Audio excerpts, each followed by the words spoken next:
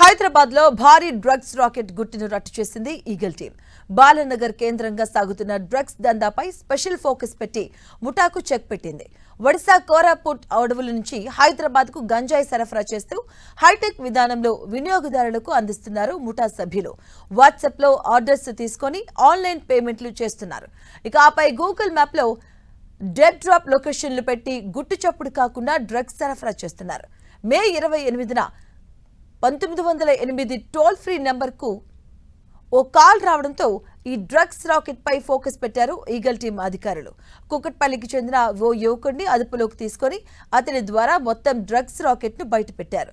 అలాగే ఒడిశాలో సంజయ్, కామేష్, దంబు, అనసు, సేతి రాకేష్ అనే 5 డ్రగ్స్ కింగ్ పిన్ల అరెస్టు చేశారు ఈగల్ టీం.